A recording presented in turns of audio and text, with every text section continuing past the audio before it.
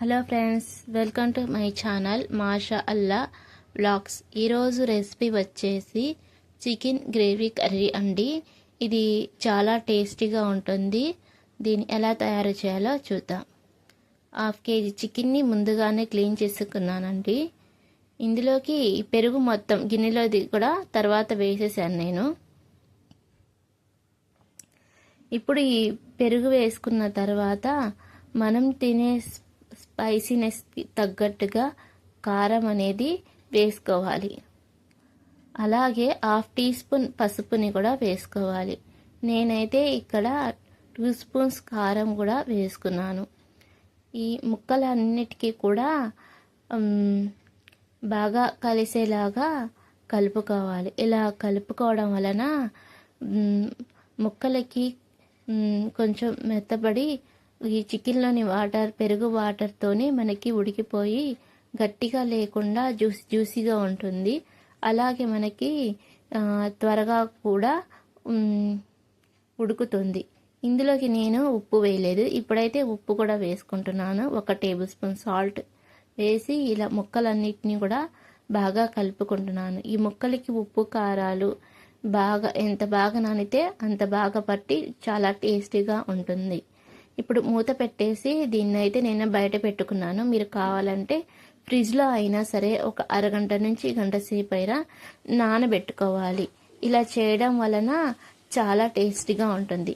ముఖ్యంగా మనం గ్రేవీ కోసం మసాలాని ప్రిపేర్ చేసుకుందాం.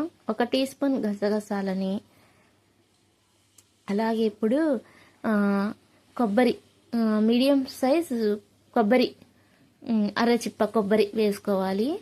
ఇలా చిన్న చిన్న ముక్కలుగా కట్ చేసి వేసుకున్నాను. 1 టీ స్పూన్ ధనియాలని, ఈ 3 లవంగా, 2 దాల్చిన చెక్క, 1 ఇలాచి. దీంతో గరం మసాలాకి వేయనండి. దీంతోనే మనకి నీచు వాసన అనేది ఉండకుండా టేస్ట్ అనేది కూడా బాగుంటుంది. తగినన్ని నీళ్లు పోసుకొని ఈ విధంగా గ్రైండ్ చేసుకొని పక్కన పెట్టుకున్నా. ఇప్పుడు స్టవ్ వెలిగించి గిన్నె పెట్టుకొని ఇప్పుడు దీంట్లోకి అయితే మనం 2 స్పూన్స్ ఆయిల్ వేసుకోవాలి. ఆయిల్ అనేది హీట్ అయిన తర్వాత ముందుగా మనం కట్ చేసి పెట్టుకున్న మీడియం సైజ్ ఉల్లిపాయ 1 వేసుకోవాలి. ఈ ఉల్లిపాయని కూడా దోరగా వేయించుకుందాము. బ్రౌన్ కలర్ అనేది రానవసరం లేదండి, కొంచెం మగ్గితే సరిపోతుంది. ఇప్పుడు 1 టీ స్పూన్ అల్లం వెల్లుల్లి పేస్ట్ని కూడా వేసుకోవాలి. ఈ అల్లం వెల్లుల్లి పేస్ట్ని కూడా దోరగా వేయించుకుందాము, పచ్చి వాసన పోయేంత వరకు. దీనిని హై ఫ్లేమ్లో కానీ మీడియం ఫ్లేమ్లో కానీ ఉంచి దీన్ని మాడితే గనుక కర్రీ అనేది పాడైపోతుంది. అదేవిధంగా మసాలా అనేది సరిగ్గా వేగకపోయినా పచ్చి వాసన అనేది ఉంటుంది. ఇప్పుడు కట్ చేసుకున్న మీడియం సైజ్ టమాటా 1 పులుపు లేనిది వేసుకున్నాను నేను. పులుపు లేనిదే వేసుకోవాలి, ఎందుకంటే మనం పెరుగు వేసాం కాబట్టి పెరుగులోను మనకి పులుపు లేనిదే వేసుకోవాలి. ఇది మగ్గించిన తర్వాత టమాటాలని ముందుగా మనం గ్రైండ్ చేసి పెట్టుకున్న మసాలాని కూడా వేసి ఆయిల్ నుండి సపరేట్ అయ్యేంత వరకు కూడా దోరగా వేయించుకోవాలి. ఇలా వేగితే మనకి సరిపోతుంది. ఇప్పుడు మనం ముందుగా కలిపి పెట్టుకున్న చికెన్ ముక్కలన్నిటిని కూడా వేసుకుందాము.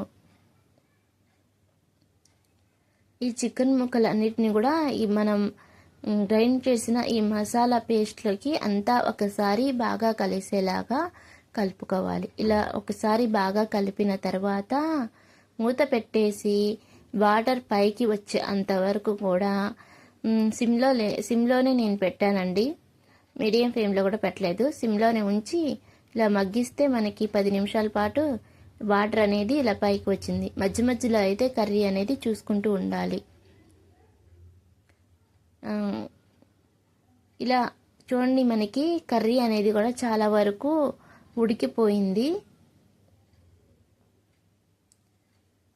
ఇంకా కొంచెం ఉడికిందో లేదో ఒకసారి చూస్తే కనుక ఇక్కడ మనకి ఇంకొంచెం ఉడకాలి. కాబట్టి ఇక్కడ నేను ముక్కలు మునిగేంత వరకు అయితే వాటర్ పోసుకోవాలి. ఇక్కడ నేను 1 గ్లాస్ వాటర్ అయితే పోసుకుంటున్నాను. ఇలా ఒక గ్లాస్ వాటర్ వేసుకొని చికెన్ ముక్కలన్నిటిని కూడా ఒకసారి బాగా కలుపుకోవాలి. ఇప్పుడు మూత పెట్టేసి మీడియం ఫ్లేమ్లోని మరొక 10 నిమిషాల పాటైనా నూనె పైకి తేలేంత వరకు కూడా మధ్య మధ్యలో కలుపుకుంటూ ఉడికించాలి. ఇలా ఆయిల్ అనేది సపరేట్ అయిపోయిన తర్వాత ముక్కలు బాగా ఉడికిన తర్వాత ఉప్పు సరిపోతే ఉప్పుని వేసుకోవాలి. చివరగా కొంచెం కొత్తిమీర అనేది వేసుకోవాలి. ఇంతే friends, chicken gravy curry ready. మరి మీకు నా వీడియో నచ్చిందా ఫ్రెండ్స్? నచ్చితే కనుక చిన్న లైక్ చేయండి, అలాగే షేర్ చేయండి, సబ్స్క్రైబ్ చేసుకోండి. ఇది రైస్లోకి, చపాతీలోకి, బగారా రైస్ దేంట్లోకైనా సరే సూపర్గా ఉంటుంది. సబ్స్క్రైబ్ చేసుకోండి ఫ్రెండ్స్.